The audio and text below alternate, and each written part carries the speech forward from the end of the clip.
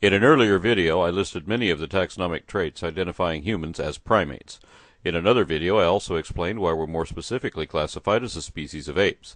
But I deliberately omitted an intermediate stage between those two apparent levels because it's one that evokes so much resistance. It really requires a separate discussion just for that one grade alone. Now, no one argues whether we're vertebrates or placental mammals, even though that also means we're animals. The fact that we're apes can now be verified just as easily. For a while, most people thought the word ape referred only to extant, non-human pongans, also known as great apes. There was no consideration given to lesser apes, nor any of the many ancient apes we kept finding fossils for. Mainstream science sources are just now starting to realize that the word ape means a lot more than just chimpanzees, gorillas, and orangutans, and that it includes a few extinct hominids that are more humanoid than any of these. So there was a problem with our old method of classification, and it had to be fixed. Over the last 250 years, we've kept patching up the old 7-layer system by adding a suborder, infraorder, superfamily, subgenus, and so on, till we can't even tell how to rank the labels anymore. That's when we figured out there are no ranks, so we dropped the labels and found a new system, one that isn't so arbitrary.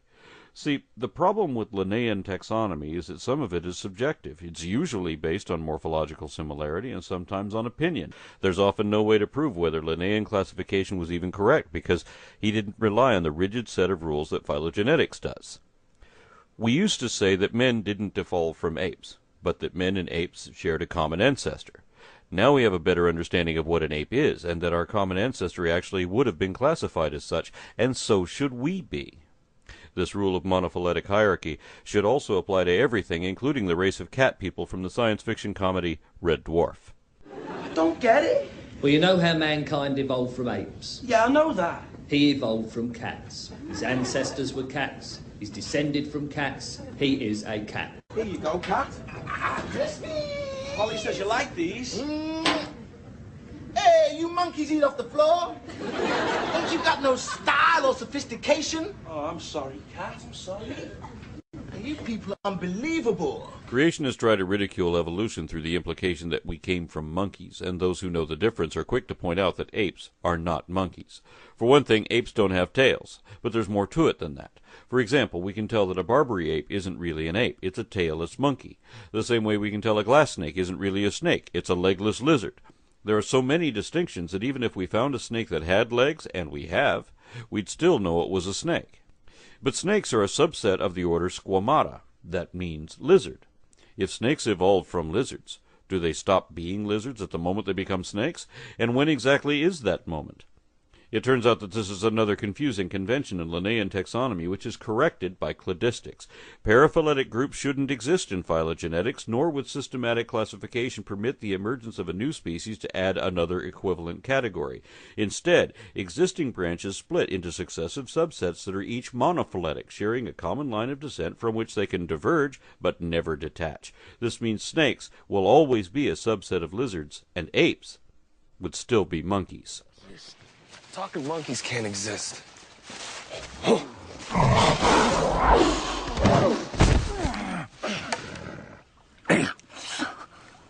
Monkeys are further down the evolutionary ladder.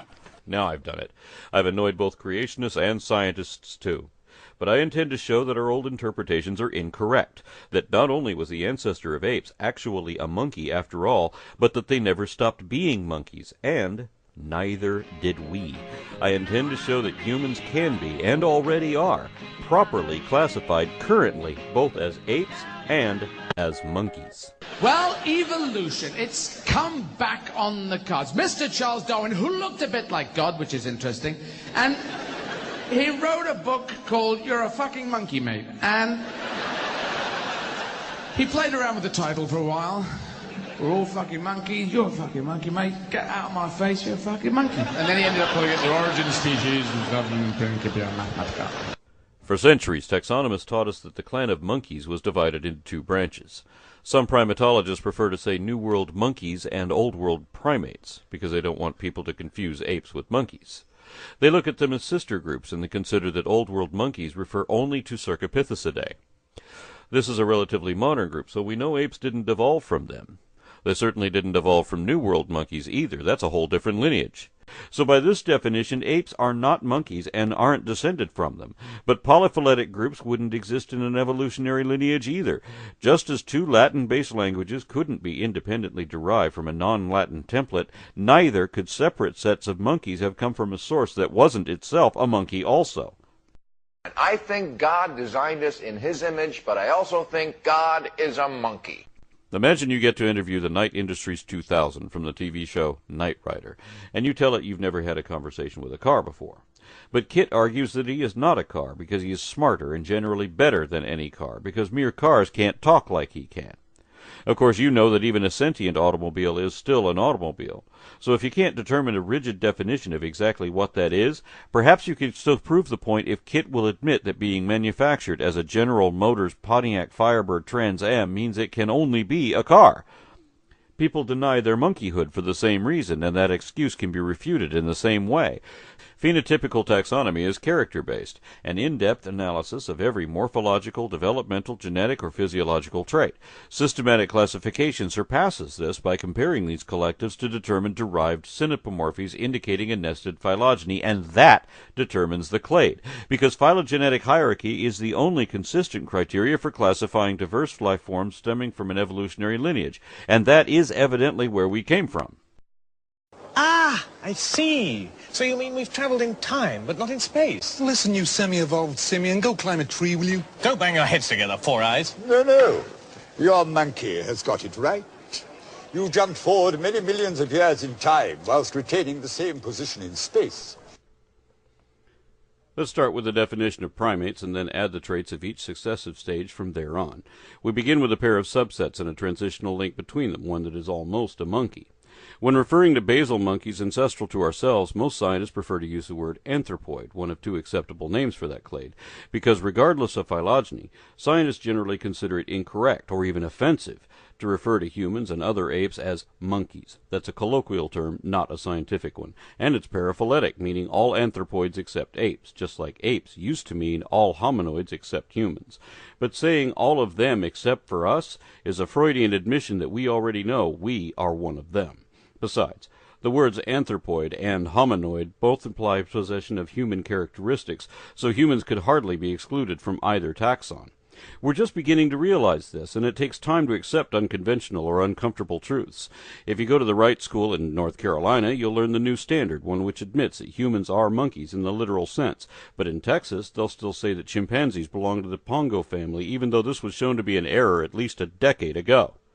Polyphyletic omissions attempting to exclude basal simiforms to avoid embarrassing associations are unscientific and unacceptable, being reliant on subjective criteria. Common dictionary definitions are similarly inconsistent, incomplete, contradictory, and inapplicable. So are the absurd aspects of some layman's classifications. Obviously, we can't properly identify anything by single traits, nor can we say what something is by listing what it is not. Traits that are usually present still aren't definitive unless they are shared by all members. So the only way to properly classify anything is according to the collective characters common to everything already accepted in that category without making exceptions for certain ones. Consequently, cladistics has rendered some colloquial words like fish and reptiles virtually meaningless because they're as inconsistent with phylogeny as things that are gray. We must either assign consistent definitions or drop these words from our vocabulary of scientific terms. And it's important to note that while there are English words to distinguish apes from monkeys, other languages don't see this division. The Latin word for monkey is simian, and that is the other name of the clade to which apes and all other monkeys belong. At the root of the simian family tree is another transitional fossil, one which is universally recognized as a monkey and is described as such even by primatologists. Thus, this form represents the mother of all monkeys as well as their descendants in denial. The first division within that clade is between parapithecids, a diverse group of monkeys which are now all extinct, and the clade that remains, forming the next division. Here we have another transitional species bridging the morphological gap between the basal forms of both New World and Old World monkeys. Well, man are sort of evoluted from the Old World monkeys. Did you hear that, my friends? Old World monkey. Quite is the case. You and I aren't even descended from good American monkeys. In some respects, New World monkeys are actually older and more primitive than Old World monkeys, and contrary to popular opinion, Old World monkeys aren't a sister clade to apes because they're not limited to cercopiths. The fossil record reveals yet another set of catarrhines that are not only definitely monkeys, but are basal to both Cercopithecidae and Hominoidea. Most cladograms omit or ignore groups that are otherwise entirely extinct and thus perpetuate an erroneous illusion, especially since these groups are where the most transitional species are to be found. In this case, Aegyptopithecus was an ape-like monkey believed to be ancestral to Proconsul, a monkey-like ape, and the forerunner of all Hominoidea. The implication is inescapable even when there is a concentrated effort to avoid using the word monkey in a context which includes apes, and that's especially odd since the general public commonly recognizes chimpanzees and even gorillas as monkeys. If they're not monkeys, then what's the difference between them? Especially since every ape, extant or extinct, including man himself, meet all the criteria of that clade. Regardless of the outraged objections often raised by this, it is a fact that whether classified by features or phylogeny, humans and other apes are uneschewably monkeys, both by definition and derivation. You're a fucking monkey, mate.